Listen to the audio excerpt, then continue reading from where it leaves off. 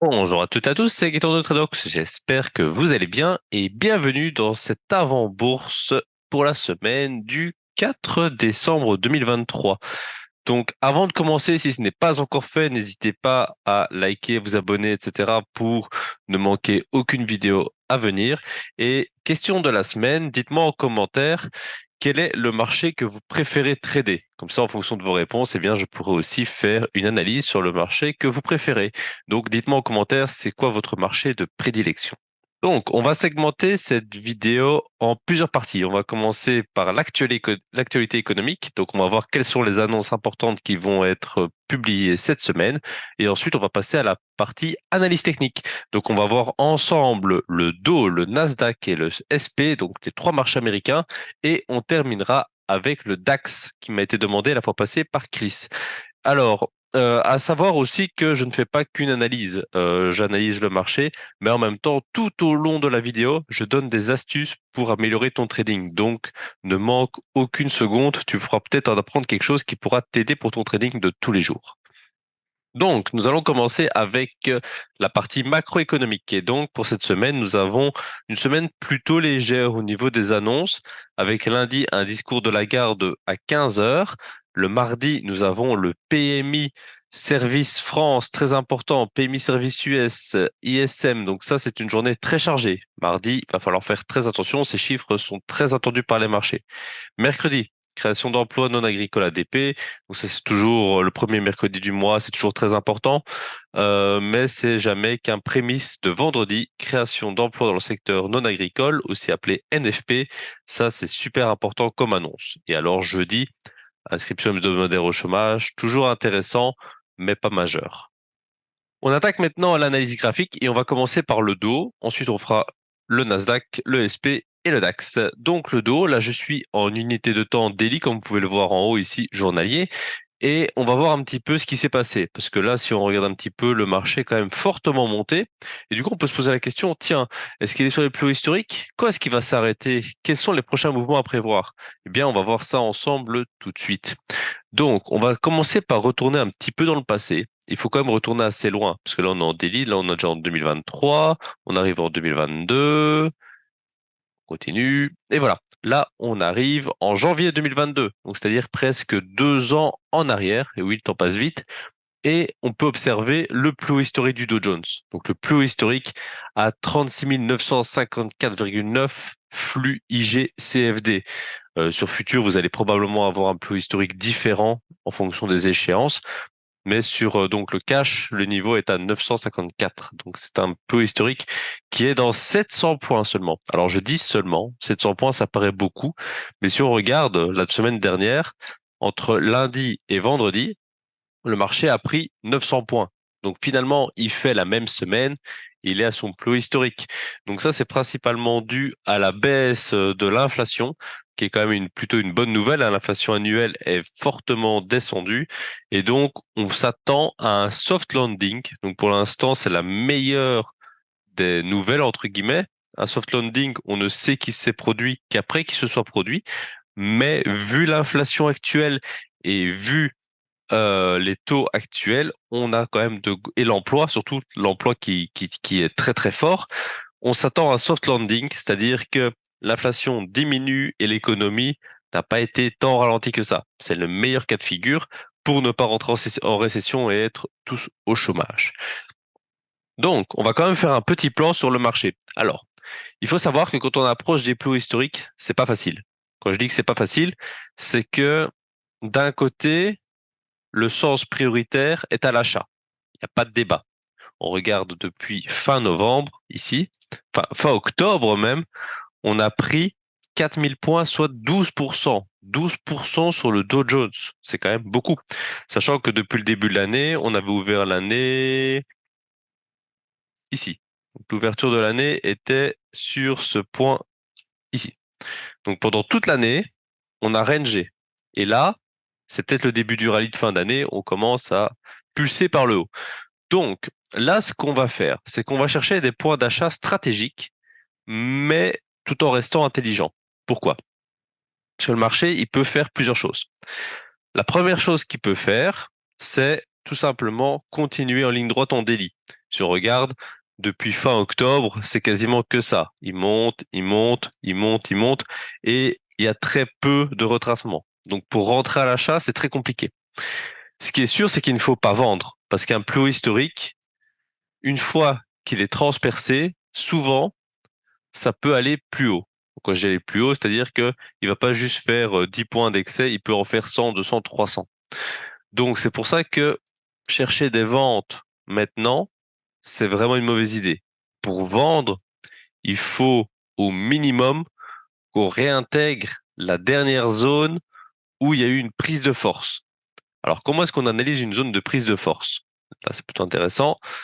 C'est quand il y a eu un retracement bien marqué. Ici, vous voyez cette zone-ci, on a une montée, on retrace, on monte, on retrace. Et donc, on a une prise de force avant de remonter. Et donc, on va la tracer différemment parce que là, je l'ai mal tracée. Idéalement, il faut tracer la bougie bleue. Bougie bleue. La bougie ici, la bougie haussière. On va la tracer comme ça. Pourquoi est-ce que c'est cette bougie-là qui est importante? Tout simplement parce que c'est cette bougie-là qui a donné l'impulsion pour continuer la force du marché. Et donc, c'est là l'importante. Donc, ce que ça veut dire, c'est que pour shorter, il faut à minima casser et pull back cette zone des 35 000.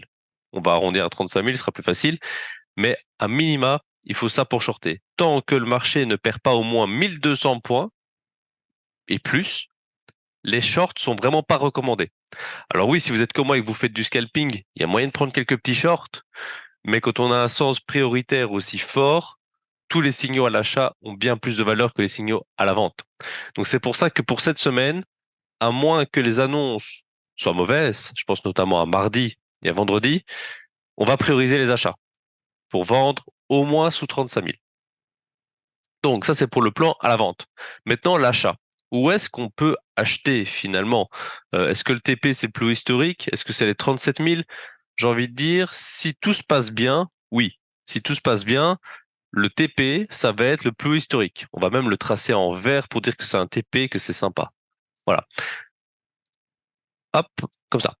Donc là, l'idéal, même en tant que scalper, ce serait de chercher un point d'achat et de TP là-haut. Alors, certes, ce ne sera pas en un seul trade, parce qu'en tant que scalper, les positions vont durer quelques secondes, quelques minutes, mais rien n'empêche, par exemple, de prendre un contrat à l'achat sur un signal d'entrée, et si le trade part bien, de clôturer, par exemple, 50% de la position, et de sécuriser à break-even le reste, et de tenter le coup.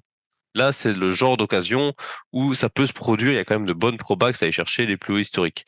Est-ce qu'il y a des niveaux dans le chemin? Oui, il y en a un principalement. Celui-ci, je dessine directement, les 36 500. Pourquoi est-ce que ce niveau est plus important que les autres?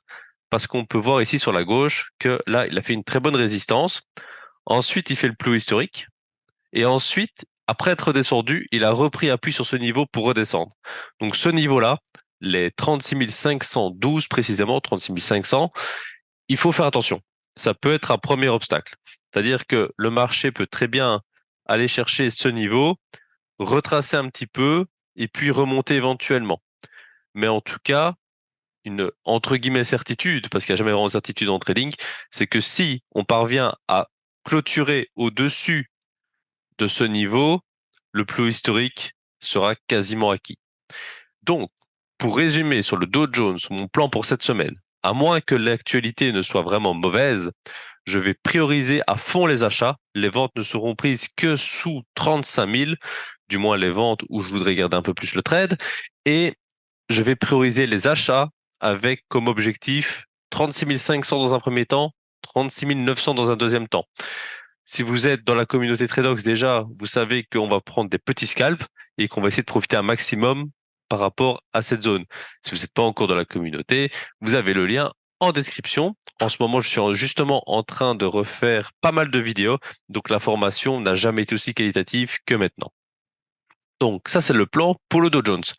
Maintenant, on va passer sur le Nasdaq et ça va aller un peu plus vite parce que maintenant que vous avez eu la base sur le Dow Jones, la plupart du temps, les trois US sont fort similaires. Mais il y a quand même des petites particularités, donc ne le manquez pas. On attaque maintenant le Nasdaq. Et le Nasdaq, comme vous pouvez le voir, il a une tête un petit peu comme le Dow Jones. On descend, on a le plus haut historique ici, et on remonte. Il y a quand même une grosse particularité. C'est que le Dow Jones, il y avait son ouverture annuelle, et ça donnait ça range. Et maintenant, depuis plus ou moins 2 mois, on est en train de passer par le haut. Le Nasdaq, le niveau là que vous voyez en bas, la ligne, c'est son ouverture annuelle. C'est-à-dire que le Nasdaq, l'ouverture, elle est ici précisément. Hop, elle est ici. Je fais une bêtise. Faut que je trace une ligne horizontale là. L'ouverture, elle est ici. Ça veut dire que le Nasdaq, durant toute l'année 2023, n'a jamais été négatif. Pendant une semaine, ok. Était négatif pendant une semaine. Mais concrètement, le Nasdaq n'a pas été négatif. Donc, qu'est-ce que ça veut dire? Ça veut dire que les entreprises du Nasdaq, qui sont principalement de la tech, principalement les GAFAM, sont très fortes. Et c'est un petit peu ce qu'on va retrouver pour cette année-ci. C'est que là, depuis quelques mois, 2, 3 mois, la majorité des entreprises sont en train de reprendre comment est-ce qu'on pourrait dire ça? On pourrait reprendre de la force. Mais que pendant toute l'année, les sociétés qui ont tenu le marché sont les méga caps. Alors vous connaissez les small cap, les mid cap, les large cap, et il y a les méga cap. Les méga cap, c'est tout ce qui est capitalisé vraiment énormément. Donc j'ai pas de chiffre en tête. Je pense que ça a 500 milliards plus. Je pense que c'est défini comme méga cap. Donc en gros c'est Apple, c'est Google, c'est Alphabet Google évidemment, c'est Meta, c'est Amazon, ce genre de société. Et comme vous pouvez le voir, cette année-ci, ces genres de sociétés ont très bien performé. D'ailleurs, j'avais regardé un petit peu récemment sur le standard, le SP, sur 500 sociétés, il y en avait 80%, 90% qui étaient à l'équilibre pour l'année jusqu'au mois de septembre, alors que les méga caps performaient quand même bien. Donc c'est pour ça que il faut garder dans un coin de l'esprit que le Nasdaq, lui, est concentré sur ces sociétés-là, et que donc si on voit que celui-ci est très fort pour cette année-ci, eh bien on sait quel type de société a performé. Donc au-delà de ça, on va faire le plan. Donc le plan, ça va être très similaire au Dow Jones, c'est-à-dire que là, on a eu un canal.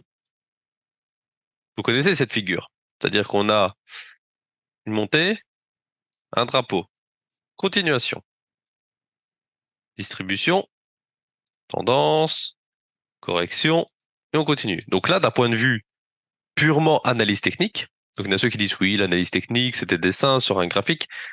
Alors oui, mais c'est quand même efficace. Si on regarde là globalement, ça fonctionne quand même plutôt bien. Une tendance, une correction, une tendance, une distribution, une tendance, une correction, une tendance. Je vous laisse deviner la suite. Si on fait la suite, on va certainement monter encore un peu et latéraliser à un moment donné. Mais au niveau plan, qu'est-ce qu'on peut en tirer comme conclusion? Qu'est-ce qu'on peut faire avec ça? Bien pour ça, il faut regarder quels sont les derniers niveaux qui ont été travaillés. Ça, c'est intéressant. Donc on va zoomer, on va zoomer, et on va voir quels sont les derniers niveaux qui ont été travaillés. Et on voit que contrairement au Dow, le Nasdaq s'est un peu calmé. C'est-à-dire que le Dow Jones, on est sur un mouvement vraiment super directionnel. Ici, depuis fin octobre. Ici, on prend fin octobre, même moment. Première tendance, on bloque. Deuxième tendance, on bloque. Donc le Nasdaq, sens prioritaire à l'achat, oui, mais il est moins unanime que le Dow pour cette semaine. C'est-à-dire qu'on va tracer une zone ici en haut, on va la tracer sur les mèches, on va tracer la même en bas. Par exemple comme ceci. Donc pourquoi comme ceci? Tout simplement parce que on a un support ici, un support ici, et en haut, on a résistance, résistance. Donc, de base, je vais préférer les achats. Donc, pourquoi est-ce que je trace deux zones? La première, ça va être cassure, pullback à l'achat. La deuxième, ça va être bad range à l'achat. Maintenant, troisième cas de figure, parce que tout est possible en bourse, qu'est-ce qu'on fait si il casse ici? Est-ce qu'on doit déjà chercher des ventes? Ou sinon, à partir de quand est-ce qu'on doit chercher des ventes? Alors, en tant que scalper, ça, c'est suffisant pour vendre. Si vous voulez plus de confirmation, vous pouvez attendre les bougies impulsives. C'est-à-dire que vous avez cette bougie-ci. Vous avez cette bougie-ci, qui sont deux grosses bougies d'impulsion. C'est-à-dire que, je vais redessiner pour être bien clair, à partir du moment où on casse cette zone violette, on aura déjà une pré-confirmation de la vente. À partir du moment où on va casser cette deuxième zone violette, la vente sera plutôt forte. Donc moi, en tant que scalper, je peux déjà commencer à aller chercher des ventes comme ça. Mais vraiment, c'est à partir de sous cette zone-ci, sous la zone violette des 15 100, que les ventes seront prioritaires pour aller chercher cette accumulation ici, donc ce niveau ici. Donc on va faire un plan vraiment carré. Plan numéro 1, question pullback à l'achat 16 100. À ce moment-là, on pourra aller chercher un objectif ici. Comme sur le dos, il y a un niveau intermédiaire. Donc sur 16 400.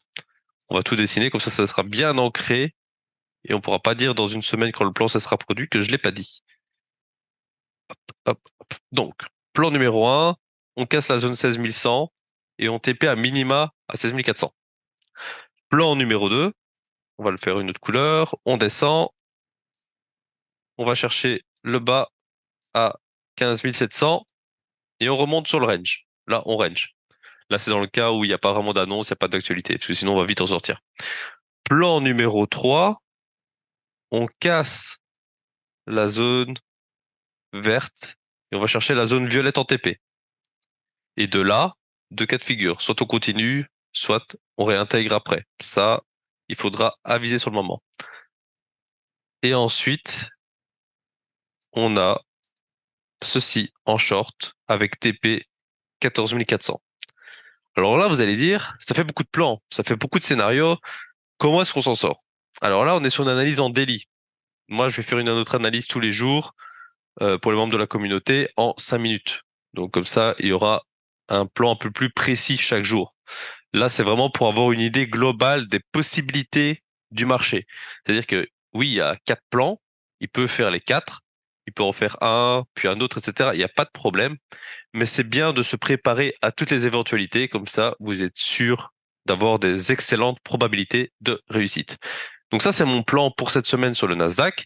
Maintenant, chaque jour, je vais réanalyser sur une plus petite unité de temps afin de me donner des confirmations. Parce que comme ça, on va pas me dire oui, mais tu prévois tous les scénarios, donc tu as forcément raison. C'est l'idée, c'est que j'ai forcément raison. C'est-à-dire qu'un de ces 4 plans va se produire et je vais pouvoir l'exploiter grâce à mon analyse journalière. Donc d'où l'importance de faire ce travail une fois par semaine, de se préparer à toutes les éventualités, c'est qu'on n'est pas biaisé. Parce que j'entends des gens, notamment dans la sphère crypto, hein, c'est beaucoup plus fréquent, en mode bull market, bull, to the moon, to the moon. Ils sont toujours très motivés et très optimistes. Alors ça, c'est très bien. Il faut être optimiste dans ce qu'on investit. Mais il faut aussi être pertinent. C'est-à-dire qu'il y a des phases où le marché est effectivement bull market. Effectivement, ça monte. Et des fois, le marché est en correction ou en accumulation. Et durant ces phases-là, il faut pas aveuglément acheter comme un sauvage. Il faut justement analyser les meilleurs niveaux. Et c'est à ça que ça sert cette analyse. Ça sert justement à ne pas se faire piéger, ne pas être biaisé. Parce que si j'étais vraiment en mode bull market à fond, je chercherais que le plan vert, achète, ou le plan violet, achat, achat, achat. Et si le marché descend, il fait le plan bleu ou le plan rouge. Avec mon mindset de bull market, au lieu de chercher la vente ici, qu'est-ce que je vais faire? Je vais vouloir acheter, acheter, acheter. Et potentiellement, je vais avoir du gros drawdown. Donc vraiment, faut faire attention à ça. Ça, c'est vraiment quelque chose qui fait la différence, c'est d'être objectif. Faut être vraiment objectif, avoir du recul par rapport à son analyse. Surtout quand on fait du court terme. Quand on fait du long terme, oui, ça se négocie, on travaille notre prix, etc. Mais quand on fait du court terme, vraiment, il faut prévoir toutes les éventualités. Ok, maintenant on va passer sur le SP 500, l'US 500. Alors l'US 500, c'est censé être le marché directeur. C'est lui qui pèse le plus. Il y a 500 entreprises quand même dedans. Donc c'est quand même assez diversifié et c'est quand même assez représentatif de l'économie. Donc j'ai tracé 4 lignes pour l'instant et je vais en tracer une cinquième. J'ai pas encore tracé l'ouverture annuelle, qui est quand même très important. 3, 2, 1, hop. L'ouverture annuelle, elle est ici. Et donc, on voit qu'on est un petit peu entre le dos et le Nasdaq. C'est-à-dire que le dos, il a rangé puis il est parti. Le Nasdaq, il a jamais fait de plus bas sur l'année. Le SP, lui, il est monté un petit peu, puis il a fait un petit plus bas en mars 2023, et puis il est monté. Donc on est vraiment entre les deux, et c'est bien ça qu'on recherche sur le SP, c'est une information sur l'état de l'économie américaine. Et là, on l'a bien. C'est-à-dire qu'on voit que l'économie est quand même forte, mais qu'il y a quand même eu des passages un peu difficiles cette année-ci. Donc c'est pour ça que j'aime beaucoup regarder le SP500. Je le regarde tous les jours parce qu'il donne vraiment une très bonne indication sur l'économie. C'est-à-dire que on peut pas anticiper un bull market sans avoir un SP haussier. On peut pas anticiper un bear market sans avoir un SP baissier. C'est pour ça que c'est intéressant de mélanger, enfin, d'accumuler la connaissance des trois marchés. On voit que le dos est très fort, donc potentiellement les industries performent bien en ce moment, là, je veux dire depuis 2 mois. On regarde le Nasdaq, on voit qu'il a très bien performé au début d'année, milieu de l'année, et que maintenant, bah, il est toujours en train de bien performer, mais ça s'est un peu calmé. Et le SP, lui, on voit que il a eu un peu de difficulté, et puis il a commencé à performer, et c'est vraiment ici, vers fin octobre, qu'il a commencé à démarrer.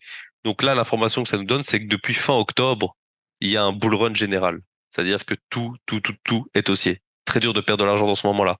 C'est peut-être aussi le bon moment, si vous êtes sur des actions, de commencer à faire de la gestion du risque.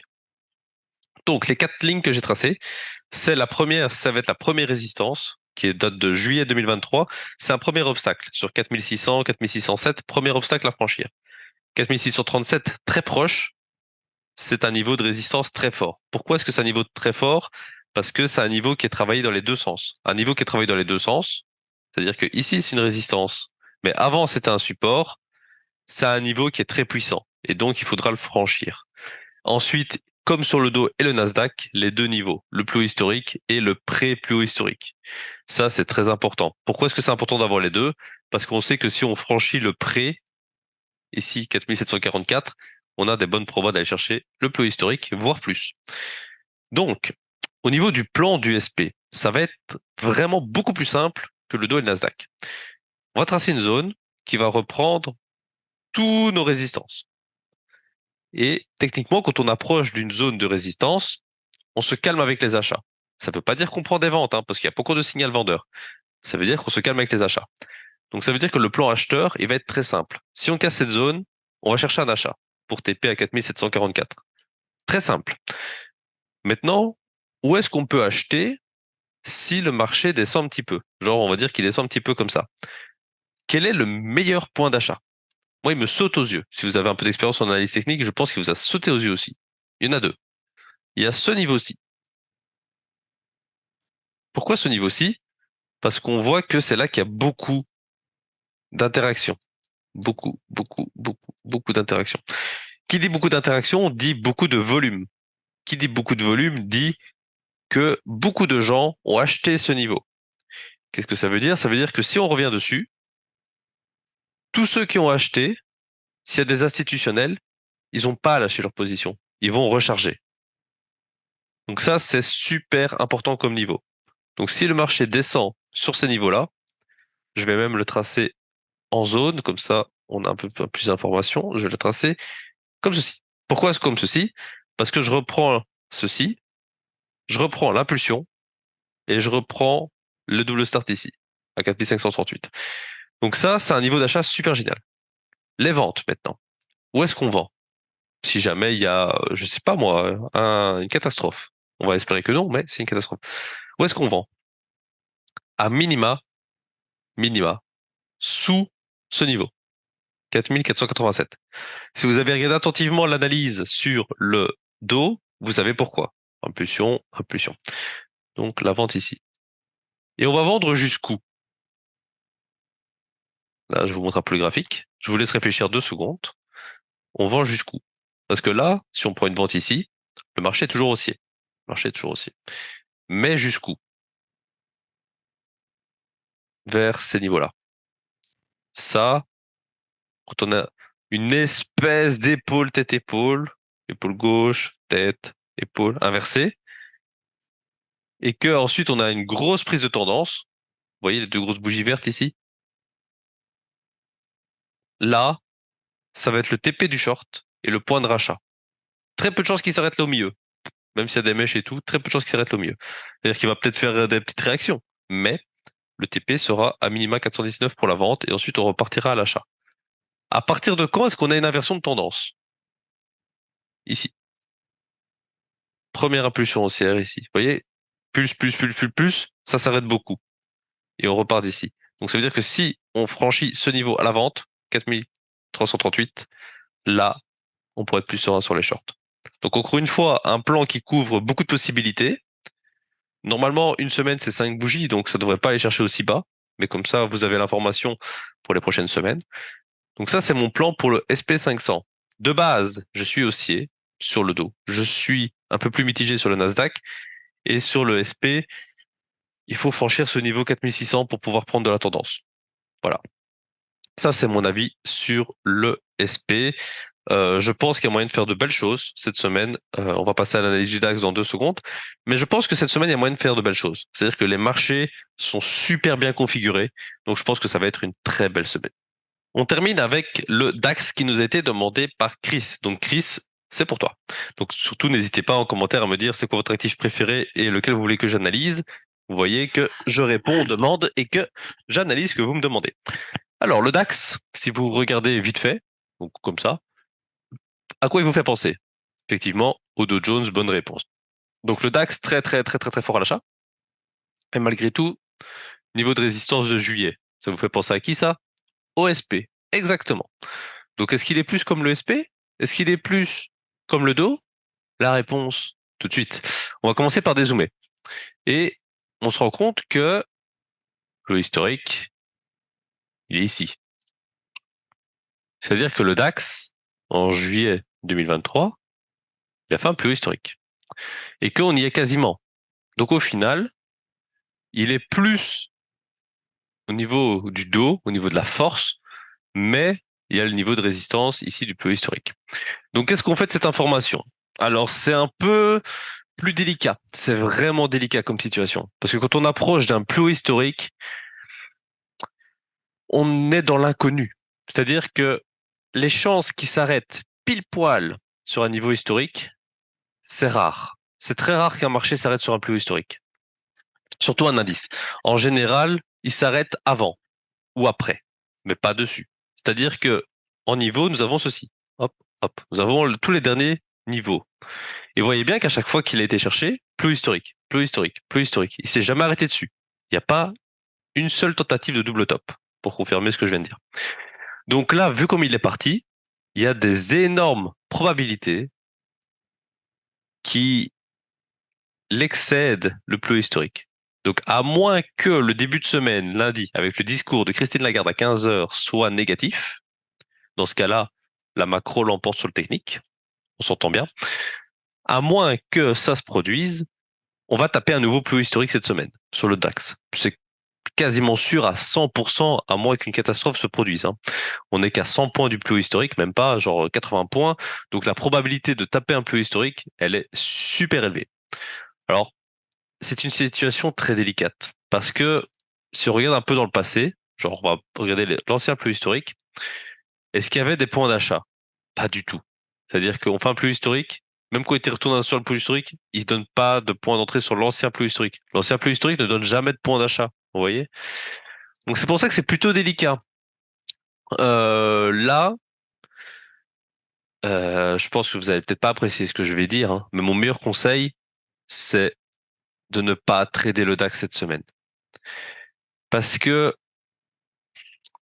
psychologiquement, vous allez tenter de prendre des achats. Mais vous achetez où? C'est-à-dire que, imaginons que vous achetiez dès l'ouverture de marché. Tac. Vous achetez sur la ligne bleue. Le TP, il est où? Plus haut historique? Plus haut? On est dans l'inconnu. Le stop loss, il est où? Le dernier support, il est ici. Alors, rentrer avec un stop de 600 points pour un TP de 200 points, j'appelle ça un mauvais trade. C'est pour ça que là, en daily, en H4, en H1, dès qu'on passe dans le swing, voire dans le day trading, je recommande de prendre ce nombre de trades sur le DAX. Mon zéro est très mal fait, mais c'est zéro. Pour prendre un trade sur le DAX, il faudrait ce cas de figure. On descend à 16 000 et on repart. Là, c'est bien. Est-ce que vous voyez la différence? Là, si on va chercher le plus historique, on a 400 points d'objectif. on a 200 points de stop. J'extrapole. La plupart des gens qui me regardent vont faire du scalping, donc ça va jamais faire un si gros trade. Mais dans l'idée d'avoir un maximum de chances de réussite, en rentrant là-dessus, s'il y a tous les day traders, tous les swing traders qui ont vu cette opportunité, nous en scalping, ça va être du pain béni, ça va être très facile. Tandis que si on rentre ici, on rentre ici, à l'achat, on a qui avec nous à 16 400, même en scalping? Vous pensez vraiment qu'il y a des gens sensés et fortunés, à savoir des institutionnels, qui vont se dire, on a 100 points du plus historique, on va charger, avec un ratio dégueulasse? Ben non. Qu'est-ce qui va faire que le prix va monter? Ben, ça va être la baisse de volume, en fait. Vous voyez en bas les volumes. Vous voyez, le volume moyen, il est là. Le volume moyen, il est là. Et en ce moment, on est en dessous. Et ça monte. Qu'est-ce que ça veut dire? Ça veut dire que le marché monte avec moins de volume. Parce que les gros intervenants sont déjà rentrés. Et ceux qui rentrent maintenant, c'est les retardataires. C'est ceux qui vont se faire défoncer. Parce que même si vous rentrez maintenant, que le marché monte un petit peu, est-ce que vous allez vouloir encaisser, sachant qu'il y a un nouveau plus historique et qu'on est super haussier? C'est pas sûr. Puis ça va corriger. Vous allez être en drawdown. Vous voyez? Je dis pas que c'est impossible de gagner cette semaine sur le DAX. Au contraire, c'est tout à fait possible, surtout s'il donne l'achat sur ce niveau-ci. Ça, c'est un très bon scénario. Mais si vous achetez là maintenant tout de suite, c'est possible de gagner. Je dis pas le contraire. Mais si on réfléchit long terme, qu'on réfléchit probabilité, qu'on réfléchit statistique, vous avez plus de chances de perdre sur le long terme si vous répétez ce genre d'action plutôt que si vous répétez ce genre d'action. Vous voyez où je veux en venir? Il s'agit pas de dire que le trade est mauvais ou perdant. Il s'agit de dire que le contexte n'est pas idéal pour travailler le marché à l'instant T et que donc il vaut mieux passer son tour et de travailler les actifs qui nous donnent la plus grosse proba de réussite. Ce que je veux dire par là, c'est que le but c'est de durer sur le long terme, c'est pas de faire un bon coup. Genre là, hop là, ok, je prends 200 points, je sors, ok. Mais si vous répétez toujours ça, vous allez être perdant sur le long terme malheureusement. Donc c'est pour ça que je fais un peu cette analyse dans ce sens-là et que je recommande de ne pas prendre de trade sur le DAX cette semaine, sauf s'il y a le pattern en vert, évidemment, parce que ce n'est pas la bonne façon de procéder, même en scalping. On peut prendre à 5 minutes, hein, mais le marché est tellement haussier qu'il peut y avoir des micros-opportunités, mais les volumes ont diminué. Ce qui veut dire que les institutionnels ne rentrent pas maintenant. Ils ne rentrent pas. Donc ça veut dire que vous allez rentrer avec les particuliers qui sont à la traîne. Donc potentiellement à tout moment, si ça s'inverse, ça va s'inverser fort et ce sera un stop loss direct. Donc voilà, ça c'est mon avis pour le DAX cette semaine. C'est rare que je dise de pas prendre de trade, hein, surtout moi en scalping qui, en général, j'en vois quand même du trade, hein. Mais pour cette semaine, je pense que c'est plus sage, sauf si, évidemment, le pattern se présente. Donc voilà pour l'analyse. Elle était un peu plus longue que les autres fois, mais je pense qu'il y a eu beaucoup de très bonnes informations. Faites-moi savoir en commentaire si vous êtes toujours là. Si c'est le cas, ben merci à vous d'avoir visionné la vidéo jusqu'au bout. Je suis persuadé que vous êtes sur la bonne voie de devenir rentable, hein. Si vous êtes jusqu'au bout de la vidéo, ça veut dire que vous êtes déterminé et discipliné, donc bravo à vous. Donc, je vous laisse sur cette note finale du DAX pour cette semaine et je vous retrouve très bientôt pour une prochaine vidéo. Passez de bons trades!